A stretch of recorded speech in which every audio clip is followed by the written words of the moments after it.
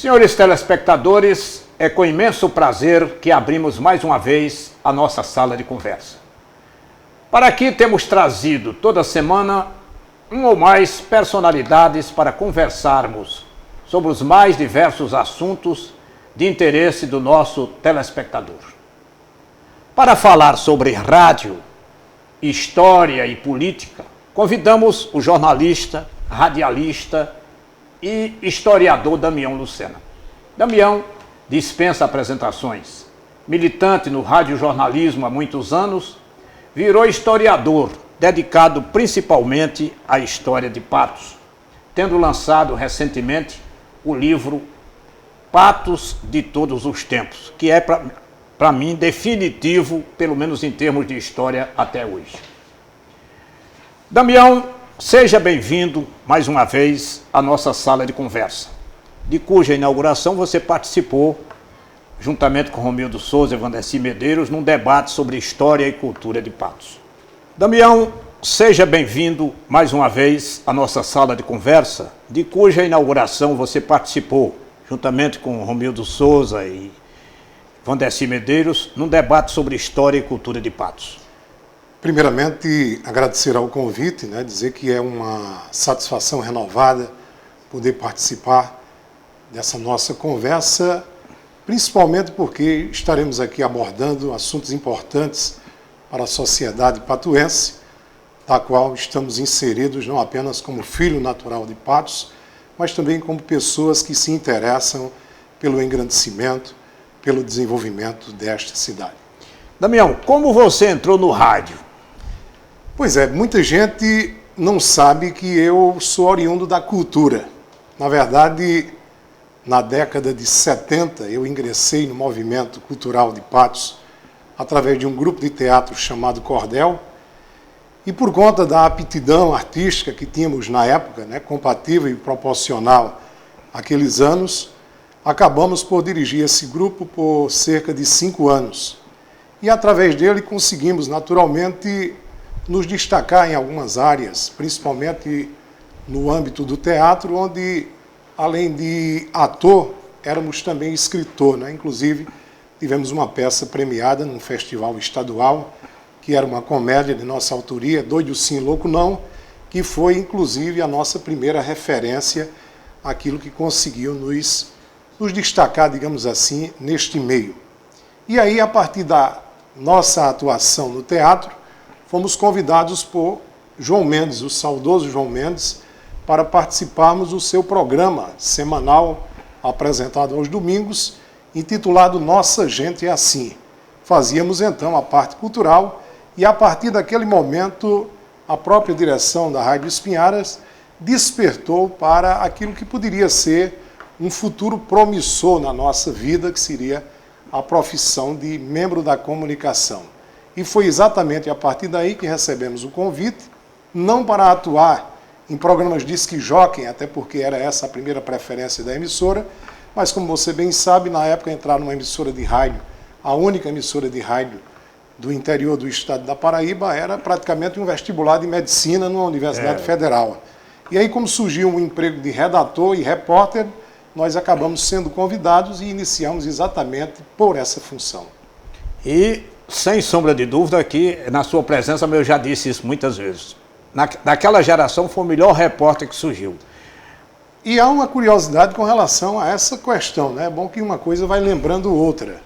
Quando nós fomos convidados, nós fomos trabalhar como redator.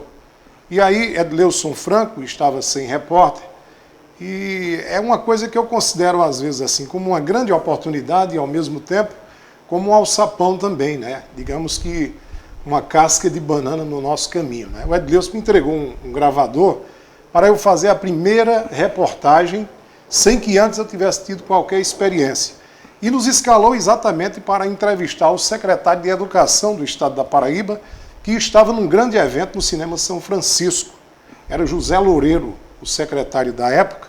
Ex-padre. E eu sempre fui muito leal com minhas coisas e muito franco, Às vezes é muito melhor você contar a realidade do que vivê-la sem ser notado, E eu procurei o Zé Loureiro no final do evento, e eu disse: secretário, eu vou fazer minha primeira entrevista como repórter com o senhor. e gostaria que o senhor me norteasse. O que seria importante dentro do contexto de sua pasta para que eu lhe perguntasse e pudesse me sair bem na matéria. E ele me deu alguns prenúncios de perguntas e eu fiz, né? E eu confesso que Edileucio ficou muito surpreendido e eu também fiz questão de não contar a ele qual seria a técnica que eu teria utilizado, né? Mas a partir daquele dia, por incrível que pareça, eu passei a ser exatamente uma referência na rádio como repórter. Até porque, como redator, você sabe perfeitamente que o curso de datilografia era um requisito e um requisito muito básico. E naquela época eu praticamente trabalhava no sistema do peru com papo cheio, né? Que era com esse dedo e você procurava uma letra aqui e outra lá. Tanto é que para fazermos um noticiário de 5 minutos, como você sabe, a cada hora tinha esse noticiário, nós gastávamos 1 hora inteira. E ao sairmos da Rádio Espinharas e ingressarmos em outra empresa, em 5 minutos nós já preparávamos um programa de 1 hora, né? Tinha progredido muito, né? Pois é, eu agradeço muito, inclusive, a Rádio Espinharas, que foi escola, né? A escola. Não só a Rádio Espinharas, mas todos os profissionais, né? O Edileucio, Zé Augusto, você, Virgílio Trindade, né? É uma coisa que era interessante naquela época, Gonzaga, muitos não perceberam isso. É que todos nós, ao ponto em que éramos funcionários e colegas, éramos também professor para os outros, né? Justamente. E nos ajudávamos mutuamente, né? Tinha muito isso aí mesmo. Tanto é que eu até digo que se pegássemos aquela equipe que nós tínhamos naquela época, com o equipamento que nós temos hoje, aí o céu era o limite, com toda certeza. É verdade, isso aí é verdade. Quanto tempo você passou na Espinharas, Jamil? Bom, na Espinharas, oficialmente, eu passei pouco mais de 8 anos, né? Porque antes do oficialmente, eu tive um período em que não estávamos oficializados ainda, estávamos numa fase de experiência, e antes disso tive essa outra experiência, que era um programa independente, mas eu diria que, somando tudo, algo em torno de 10 anos. Certo. Aí depois da Espinharas você foi para Itatiunga. Foi a época que a Itatiunga surgiu ou já tinha surgido antes? Como foi? Não, na época a Itatiunga já tinha surgido. Inclusive o deputado Edivaldo Mota, ele sempre me provocava para eu ir tomar conta do departamento de jornalismo dele. Era uma rádio FM e na época praticamente as AMs ainda dominavam, né? E poucas eram as pessoas que tinham rádio com frequência modulada. FM naquele tempo era uma radiola, né? O FM. A programação era mais nesse sentido. Era mais, né? no campo da música e outra coisa. E poucas pessoas tinham o rádio que tinha a faixa de FM, né? Que é uma coisa hoje, acho que houve até uma inversão de valores. Hoje já investiu. Então o Edivaldo, ele sempre me provocava, né? Eu dobro o seu salário, eu quero que você vá trabalhar comigo. E eu dizia sempre a ele que eu já estava muito bem há muito tempo, não ia deixar um emprego que estava consolidado para uma aventura, enfim. Mas aí chegou o tempo em que a Espinharas não precisou mais dos meus serviços, né? Me dispensou. E por incrível que pareça, eu fui demitido da Rádio Espinharas um dia à tarde, por volta das 3 horas da tarde. Tivemos um movimento grevista, tudo isso contribuiu, enfim. E no dia seguinte eu já estava empregado no sistema Itatiunga de comunicação. Inclusive, quando o Edivaldo soube, ele mandou o emissário, que na época era Pedro Oliveira, me contratar imediatamente. E eu estava um pouco chateado e eu disse que não ia mais trabalhar em rádio, inclusive estava dando uma remodelada na minha vida e passaria a atuar em outros campos. E que eu ia tirar férias, que eu estava muito cansado também. Então, Edivaldo mandou o Pedro a segunda vez e a proposta foi recusada. Diga ele que ele está empregado, já está percebendo o dobro do que ele ganhava na Rádio Espinharas e ele está 30 dias de férias. Aí eu não tive como... não tinha como recusar. Não tinha como recusar, mas eu voltei antes, naturalmente, eu passei só alguns dias e começamos, né? E eu diria que nós começamos o projeto do zero com relação ao departamento de jornalismo da emissora. Que as outras coisas funcionavam, o disque jockey, aquela coisa, mas nós conseguimos constituir o departamento de jornalismo da Itatiunga FM, depois da AM, né? E passamos uma boa temporada, né? Inclusive, eu costumo dizer sempre, eu nunca pedi para sair de nenhum emprego. Eu sei. Todas as saídas que eu tive foram saídas por exoneração ou por demissão mesmo. E muitas das vezes por conta de algumas polêmicas, que nós que trabalhamos nesse campo, nós temos também uma linha de atuação, é bom que se frise isso, né? E, infelizmente, como você sabe, né, os meios de comunicação, em sua maioria, estão hoje em mãos que têm outros interesses em determinados momentos e assim por diante, independente do segmento, né? Porque nós tivemos esse tipo de problema também na Rádio Espinharas, é bom que se frise isso, porque é aquela velha história, a Espinharas de Dom Expedito não é a mesma Espinharas de Dom Heraldo, a Espinharas de Dom Expedito não é a mesma de Dom Manuel, e assim por diante, né? Mas eu diria que para mim sempre foi uma experiência muito boa, né? E eu às vezes eu comento assim com meus amigos, com meus familiares, eu acho que eu sou o único cara que nunca tive assim um sofrimento grande com esse instituto da demissão. Sei. Logo, eu sempre trabalhei muito e em muitos setores, né? Tanto é que quando eu estou sendo demitido em um, parece que eu estou sendo empregado em outro e assim por diante.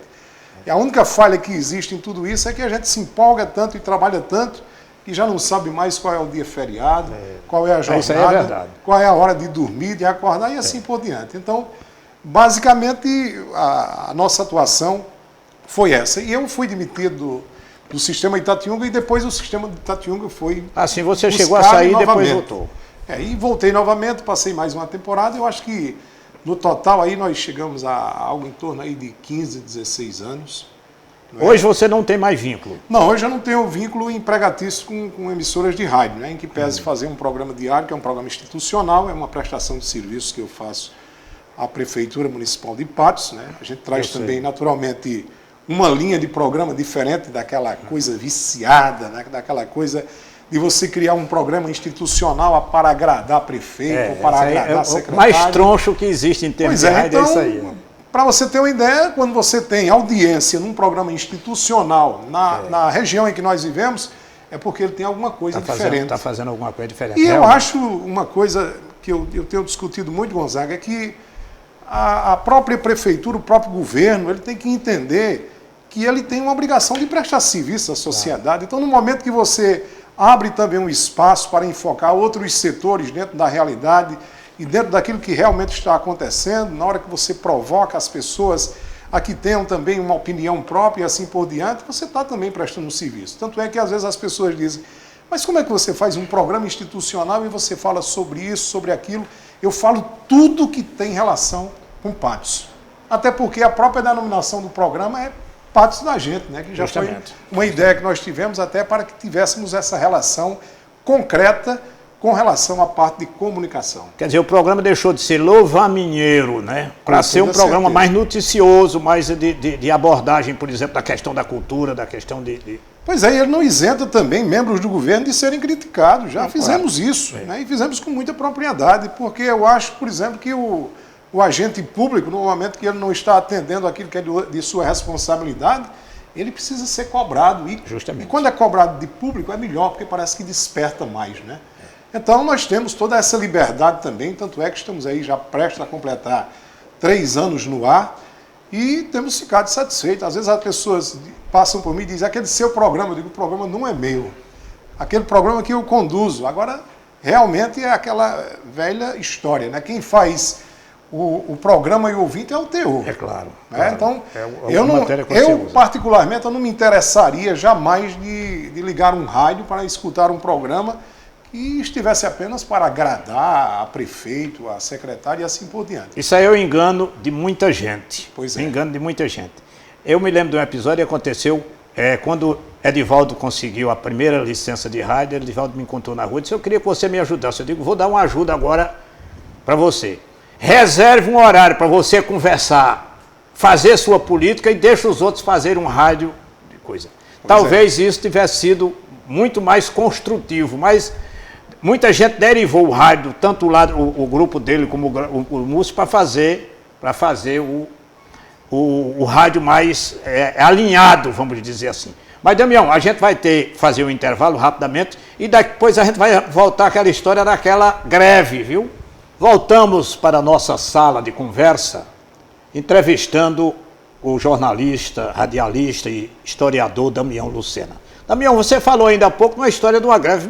Você parece que foi um dos cabeças da primeira greve de rádio aqui em Patos. Aqui em Patos, não, no mundo, né? Não se tinha notícia antes disso. Foi em 1986, nós iniciamos o movimento e tudo isso acabou chegando a esse ponto exatamente por uma falta de comunicação. Você imagina, dentro de um meio de comunicação, você falta a comunicação. Chega a uma atitude como essa, que eu acho o seguinte, eu acho que a greve, ela é a última instância de uma negociação.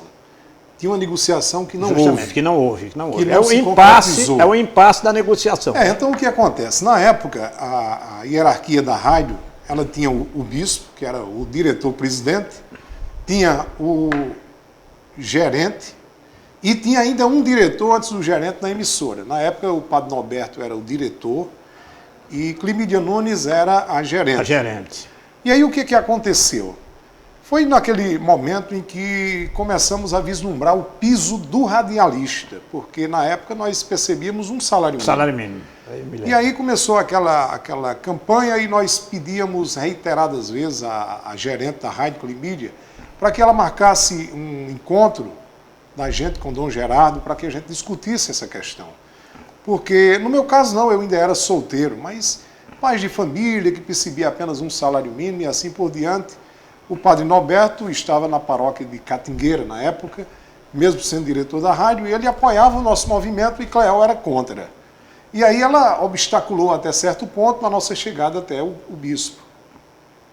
E chegou ao ponto que nós nos sentamos, conversamos e decidimos comunicar a ela que se não houvesse a possibilidade de conversar com o bispo, nós iríamos paralisar as atividades. E ainda fizemos uma tentativa, nós fomos até a casa de Dom Gerardo, mas nesse intervalo ela tomou conhecimento e entrou em contato, e o certo é que quando nós chegamos, antes de irmos à casa de Dom Gerardo, passamos para o Padre Naíris, que era o pároco de Nossa Senhora da Guia. Vigário-geral na época. E ele então disse, Dom Gerardo está em casa, você pode ir lá com o pessoal, eu, Valdemar Tude, na época, né, o movimento era bem coeso, o Deus Franco não estava no movimento, mas estava de férias. Eu, inclusive, estava coordenando o departamento de jornalismo. E aí, quando nós chegamos na casa do bispo, acho que por conta de uma informação errada, a porta da casa foi batida na nossa cara, né, no momento que nós chegamos. E a gente sabia que, na verdade, era uma falta de informação. Então, nós voltamos, sentamos no auditório, conversamos e decidimos paralisar a partir das 5 horas da manhã. E isso realmente aconteceu, nós comunicamos. Fomos à Catingueira, conversamos com o Padre Norberto. E às 5 horas da manhã, inclusive, a Maurício Carvalho fez questão de comprar a faixa e pintamos lá na calçada mesmo. Na época nós recebíamos líquido 720 e na foto, inclusive, está a faixa lá. E às 5 da manhã, antes disso, fomos lá em Pedro Corrêa, perguntamos se ele garantiria o transmissor, e ele disse, aqui só entra alguém se você vier dizer na porteira. E não adianta mandar recado não, que eu não abro não.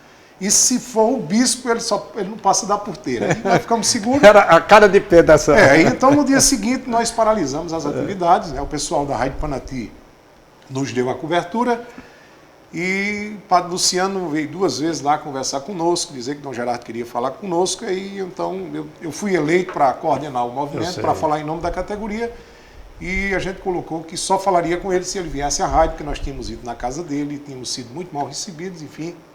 E veio a segunda tentativa e às 3 da tarde ele chegou lá, né? E chegou lá e nos deu uma lição de moral grande, né? Daquele tamanho que você sabe da época.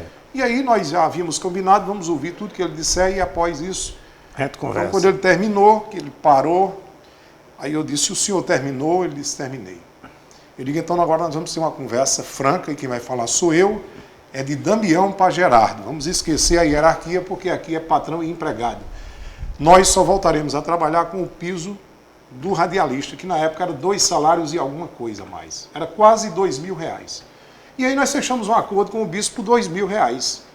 Tanto ganharia esse valor o cargo mais elevado, como o Jabiraca, que era o dos cargos mais simples. Né? Serviços gerais. E que pese ser um cargo composto, mas era o mais simples na função. E assim foi feito o acordo. Não assinamos nada, até porque era a palavra do bispo e nós... naturalmente enveredamos, e aí ele disse, então vamos botar a rádio no ar agora. Eu disse, não, vamos botar amanhã. Aí ele disse, mas eu fiquei assim muito desgostoso que vocês me deixaram numa situação difícil. Eu disse, não, mas o senhor não se preocupe, que eu vou abrir o Jornal da Tarde amanhã, colocando por que foi que o movimento se consolidou. Né? E na época a gerente não gostou muito, por conta do que nós apresentamos, foi ao bispo, quando chegou lá e disse que não queria mais conversa sobre o assunto. E a partir dali nós ganhamos a questão e passamos a perceber o piso do radialista Influenciamos a Panati, que meses depois entrou em greve também. Como recíproca, nós fizemos a cobertura. E aí Múcio também chegou à conclusão. E hoje isso é uma coisa natural e normal. Eu sempre, quando registro isso, Gonzaga, eu deixo claro também que às vezes a gente está falando, mas a Igreja Católica defende tanto. É que na época não era uma prática corriqueira também, diga-se de passagem. Você que é, inclusive, hoje um dos fiscais dessa área, sabe perfeitamente que naquele tempo não era assim. Porque se fosse hoje, não precisaríamos de absolutamente nada. Era só um dispositivo legal que automaticamente se acionaria. Então foi por isso que aconteceu essa greve.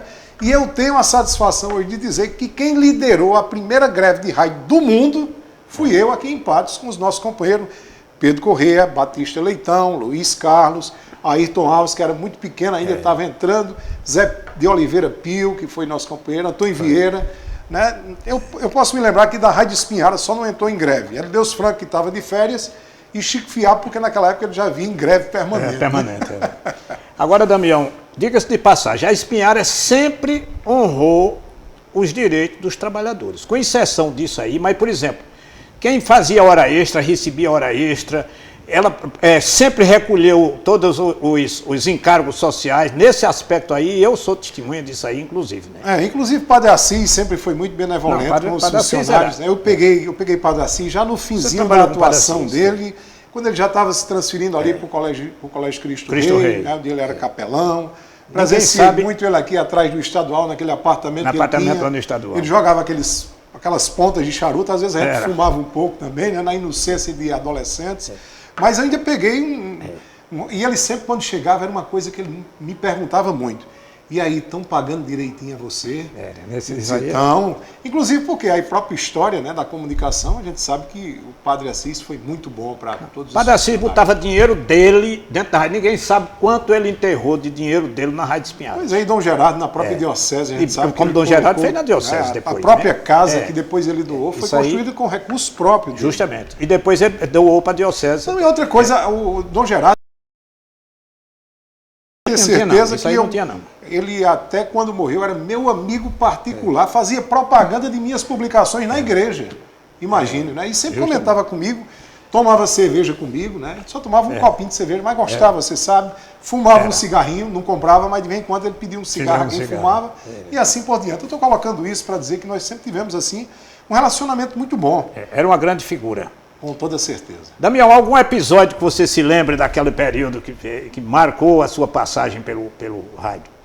Bom, nós tivemos muitos episódios, né? Agora tem alguns episódios, né, da minha atuação como integrante do Departamento de Jornalismo, né? E nós tivemos muitas divergências com o governo municipal. Rivaldo Medeiros, por exemplo, né? Você há de convir, meu pai era motorista do carro da carne.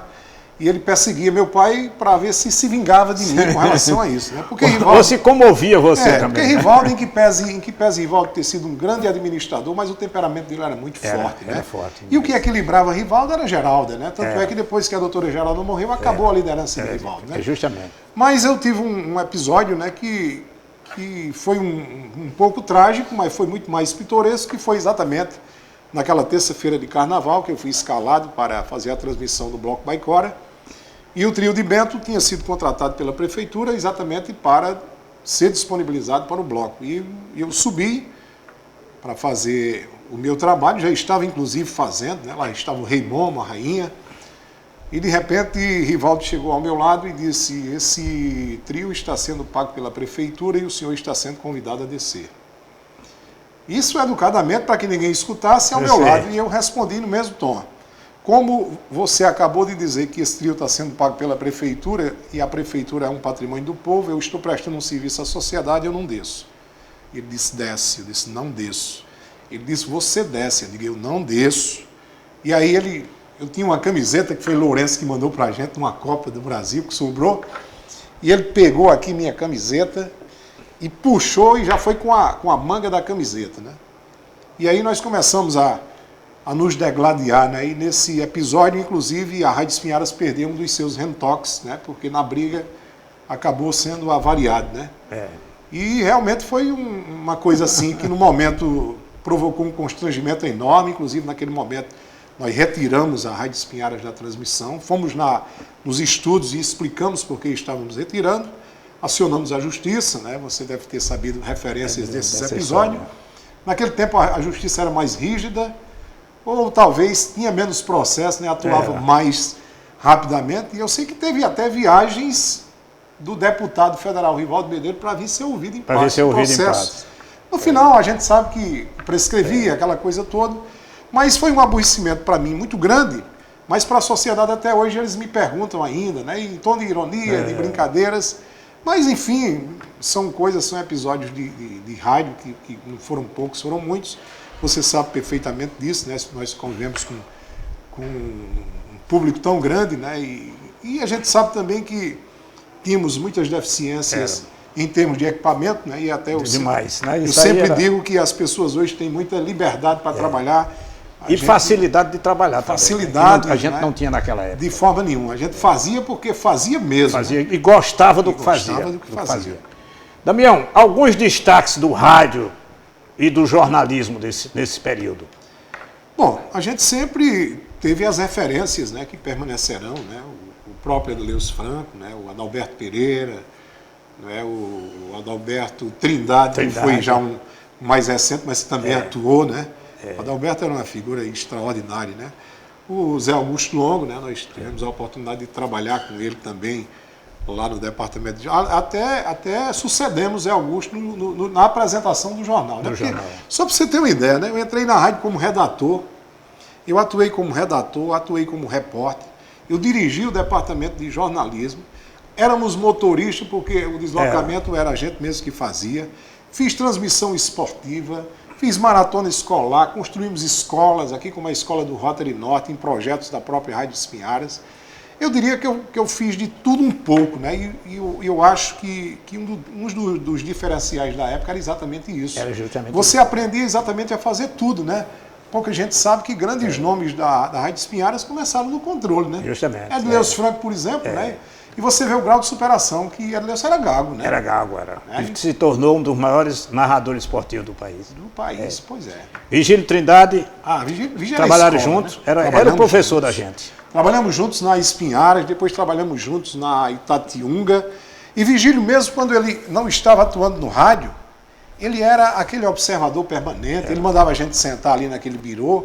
E com a maior franqueza do mundo. A maior franqueza do mundo, ele dizia, olha, você fez uma besteira. Uma besteira, vou logo dizer. fez uma merda. Também quando você fazia uma coisa interessante, ele fazia questão. E não só isso, ele dizia, olha, se você quiser fazer certo, veja isso aqui, ó. Isso é por isso. Outra coisa bacana de Vigílio, você há de convir, eu não conheço nenhum outro até hoje. Vigílio nunca entrou em polêmica com nenhum companheiro de rádio ou de jornal. Se alguém criticasse ele, depois ele chegava e dizer, não, rapaz, não é assim não, eu disse aquilo, mas... E enfim, eu não conheço nenhum inimigo de Vigílio, né? Inimigo não, porque a gente sabe que na imprensa ninguém tem inimigo, mas um desafeto, ou um opositor, aquela coisa, né? Que a gente sabe que até no grau de concorrência isso pode existir. Mas Vigílio foi uma figura diferente, né? E Vigílio foi escola pra gente, não apenas com relação ao rádio, ao jornalismo, mas em várias outras em tudo possível. Ações, em política, né? inclusive. Política, no campo da cultura, né? O artista, enfim. Eu diria que Vigílio é a maior referência que nós temos daqueles que eu conheci. Bem, mas infelizmente nós vamos ter que fazer mais um intervalo, né? Daqui a pouco a gente volta, né? E eu quero conversar um pouco sobre o historiador Damião Lucena. Nós vamos voltando para aquela conversa, só que agora vamos abordar um pouco daquele outro lado da questão. Você virou nos últimos tempos, aliás, houve um caminho paralelo, né? Mas hoje você é mais o historiador do que o jornalista. Como é essa história aí dessa história? Como foi que despertou em você esse lado historiador? Na verdade, eu sempre gostei muito de pesquisa, né? Desde os primeiros anos escolares. E quando comecei a frequentar o Parque Cruz da Menina, na companhia de minha mãe, ainda no início da década de 70, eu comecei observando algumas coisas e juntando alguns elementos. Mas a primeira publicação que efetivamente nós fizemos foi em 1987, que foi aquela revista Patos Empresarial. Era uma sociedade entre eu, Pedro Oliveira e Valdemar Tude. Eles eram responsáveis pela parte logística e eu fiquei responsável exatamente pelo teor pelas matérias conteúdo que seriam publicadas. Então, a partir dali, eu diria que Pedro Oliveira foi um dos grandes responsáveis por eu ter enveredado nesse âmbito das publicações da edição, históricas. Né? Até porque a revista Patos Empresarial, ela historiava aqueles empresários da época, né, de como eles começaram, de onde vieram. E se você observar a história, ela é muito empolgante, né, porque às vezes do nada você vê, por exemplo, a história de Adman Cavalcante, né, que veio de Taperoá, e nós já historiávamos ele naquele momento, e veio no lombo de um animal para o Cacimba de Areia. Depois de Cacimba de Areia ele veio para ser servente de pedreiro na Catedral, depois foi trabalhar no Cinema São Francisco e se transformou no homem mais rico de Patos, né? Então essas histórias, elas são empolgantes porque vai matando curiosidades e ao mesmo tempo... E vai contando a história. E valorizando, né, os seus personagens da sua terra. Então a partir daí eu comecei a escrever, né, a própria história da Cruz da Menina. Fiz inclusive uma publicação também direcionada a crianças em quadrinho, que foi uma experiência extraordinária. Já estamos aí na 6ª edição, isso comprova naturalmente que a aceitação foi boa. Fiz o filme da Cruz da Menina em 1993, que é o primeiro filme produzido em Patos. Nós tínhamos naquela época apenas uma câmera de VHS, uma M8.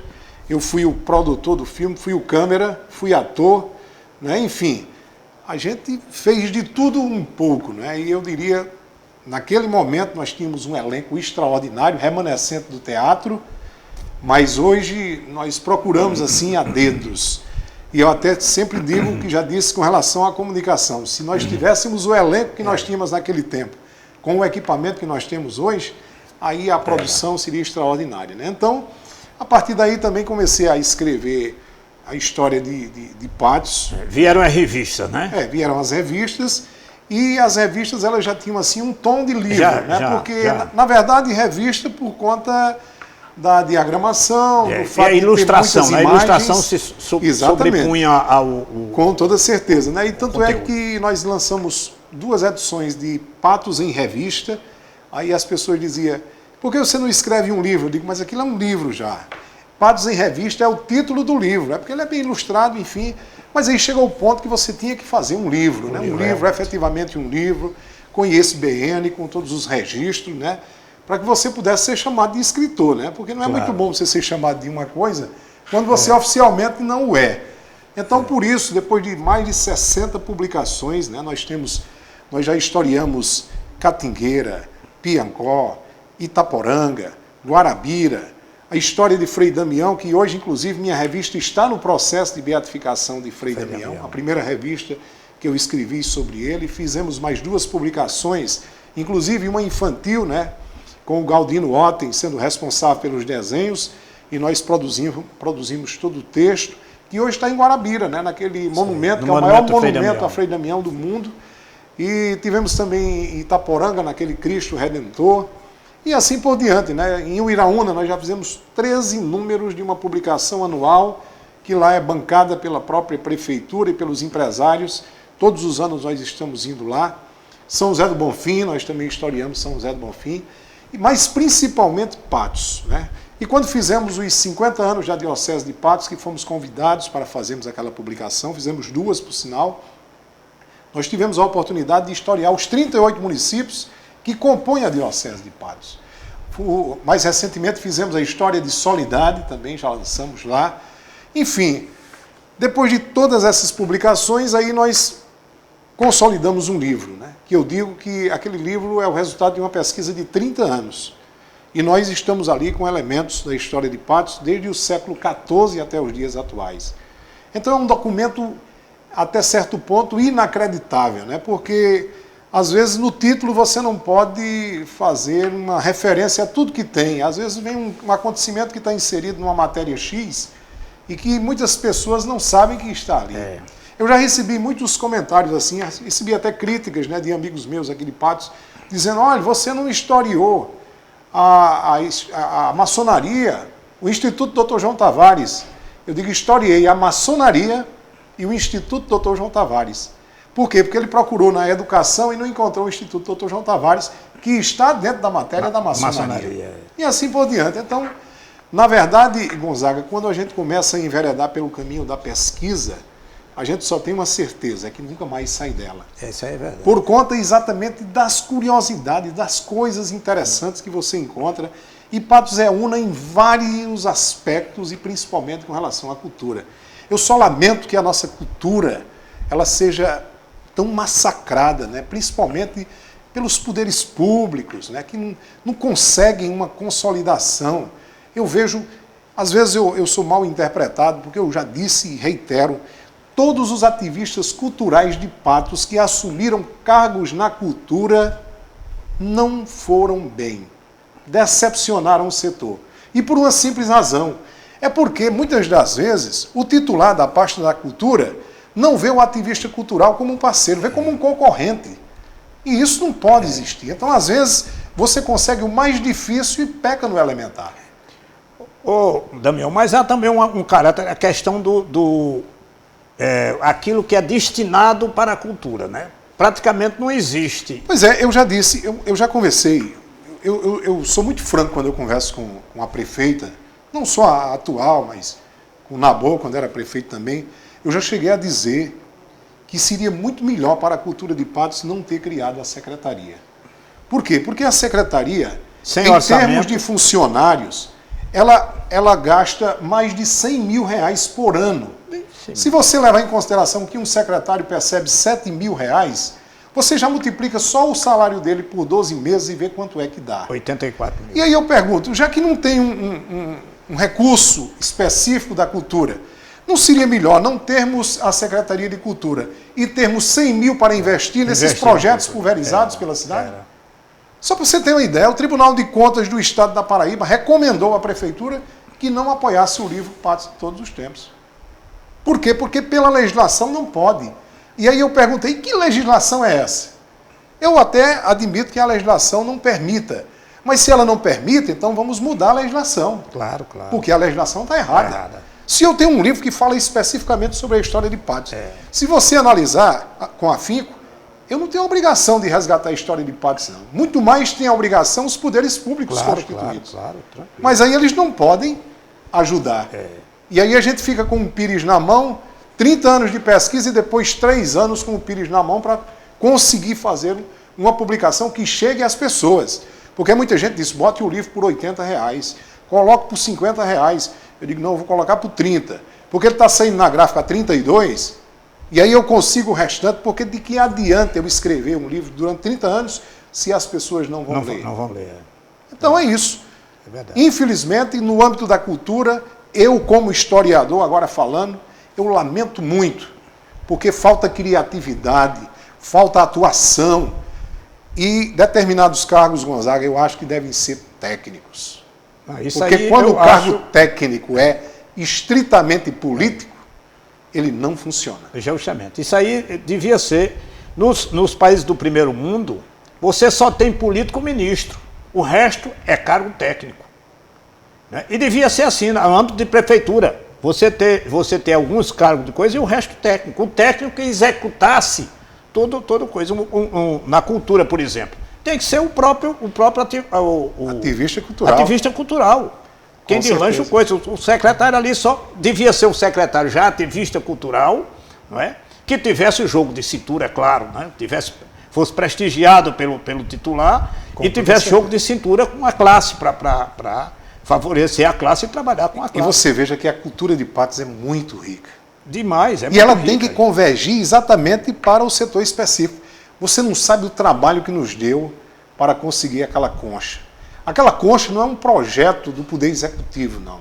É um projeto que foi executado pelo Poder Executivo. Eu me lembro. Aquela concha nasceu nas hostes da Astral, Associação do Trabalhador Cultural, e do Sindicultura do Sindifisco. Porque nós improvisávamos palcos ali naquela fonte desativada da praça para as apresentações. E aí, um certo dia, nós fomos ao governo pedir para que isso fosse feito, e foi prometido por vários, é bom que se frise isso, mas com muita insistência que ele veio a ser realizado. No dia que você vê um secretário de Cultura de Patos dizendo que é responsável por um tijolo naquela concha, você diga que é mentira dele, porque aquela concha é 100% um projeto idealizado, buscado, exigido pela Astral e o Sindicultura do Sindifisco. Agora me diga uma coisa, por falar em concha acústica, você acredita que o teatro sai? Bom, eu acho que a essas alturas do campeonato, ele não tem nenhuma justificativa para não sair. Eu acredito que ele saia. Né? Infelizmente, aí eu volto a reforçar o que lhe disse há poucos instantes. O problema da cultura é também um problema político. Por quê? Porque nós estamos vivenciando um momento no país em que a gente sabe que tudo passa por um crivo político. Quem estiver com o rei tem possibilidade de liberação. Quem não estiver com o rei não tem nenhuma possibilidade, pelo menos de presente. Eu acompanho aquele projeto do teatro como ativista cultural. Eu acho que uma das coisas boas que aconteceu, e eu vou dizer também que aconteceu por um descuido, é que o secretário da pasta perdeu um prazo. E por conta de ter perdido esse prazo, a contrapartida teve que ser paga toda de uma só vez para que o projeto não voltasse. Então eu posso lhe dizer o seguinte, com relação ao teatro, a parte da prefeitura já foi feita. Agora está dependendo do governo federal. E já foi feita na sua integridade, eu disse e vou reiterar, por conta de um erro bom, que com aquele erro bom, a contrapartida teve que sair toda de uma única vez. Poderíamos estar ainda hoje esperando parte da contrapartida, mas esse recurso já foi liberado. E eu tenho esperança, porque chegando naquele patamar, aí não tem mais como voltar. Eu lhe garanto que a própria Astral não deixa derrubar aquele prédio antes de ser concluído. Mas o movimento cultural de Patos tem conteúdo suficiente para ocupar o teatro? Tem. Agora, a gente tem que ter a seguinte concepção. Um teatro, não apenas em Patos, mas até nas cidades grandes, ele funciona como um centro de convenções, ele funciona como cinema, ele funciona como um espaço adequado para eventos. Eu acho muito interessante que o Teatro de Patos seja concluído, não porque nós vamos colocar 540 pessoas assistindo uma peça. O Cinema São Francisco tinha muito pouca gente com relação ao teatro, e eu fui diretor, eu fui arrendatário do Cinema São Francisco por 6 meses, e eu sei o quanto é difícil trazer público para uma peça teatral. Mas o Rotary Internacional, por exemplo, que é uma entidade que eu participo desde 1987, tem eventos que até hoje não fez em Patos porque não tem um local que abrigue tanta gente. E eu já estive no Encontro Internacional do Rotary, Gonzaga, em Glasgow, na Escócia, num auditório com 20 mil pessoas, todas muito bem à vontade. Acomodadas. Eu não quero um evento de 20 mil pessoas em Patos. Mas o de 540, eu lhe garanto que o próprio Rotary se encarrega de fazer. Bem, vamos esperar que isso dê certo. Eu torço por isso. Patos precisa de um centro para suas atividades. Né? A Concha Acústica está fazendo a sua parte, está mostrando que nós temos movimento também, e um espaço mais amplo realmente seria muito importante para Patos. Quem é o candidato do PMDB? A preço de hoje, Francisca Gomes Araújo Mota. Mas o PMDB deixa Francisca ser candidata? Bom, eu estou dizendo a preço de hoje, porque tudo pode acontecer, inclusive nada. Nós vivemos numa cidade, e você sabe muito mais do que eu, que é muito mais vivenciado na imprensa, eu digo até porque quando eu cheguei você já estava. Já estava. Mas nós sabemos que existe uma coisa em Patos que não se respira outra coisa durante os 365 do ano, independente de qual ano, a não ser política. Nós temos a Praça do Bufete, a Praça do Palmole, nós temos vários points aqui em Patos que são especialistas em política, são especialistas em comentários, são especialistas em candidaturas, enfim, muitas das vezes, você sabe perfeitamente que é o papel da oposição, apresentar outros nomes como sendo para desvirtuar. Isso aí é verdade. O que eu tenho a dizer, por exemplo, quem é o candidato natural? O candidato natural é a prefeita Francisca Mota. Nós estamos no último instituto da reeleição, pela legislação. Ou seja, ela tem direito a candidatar-se à reeleição. O seu bloco político pode até ter outro nome, mas o bloco é o mesmo bloco. É verdade. Por outro lado também, é bom que se frise que a representação estadual que ela exercia, hoje é exercida por Nabor Vanderlei, isso não descarta de que no futuro ele seja o candidato. A preço de hoje eu lhe asseguro o seguinte, a candidata é Francisca Mota e o candidato seguinte, se ela for eleita, é Nabor Vanderlei. Infelizmente, o tempo urge Damião, muito obrigado pela sua participação na nossa sala de conversa. Eu que agradeço e estou sempre à disposição para que conversemos sobre esses e outros assuntos, desde que sejam do nosso interesse, sendo do interesse de Patos. Vai haver oportunidade. Muito obrigado aos nossos telespectadores e até a nossa próxima sala de conversa.